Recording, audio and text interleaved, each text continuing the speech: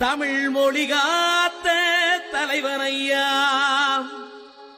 ஞான பழம் கேட்ட குழந்தையா,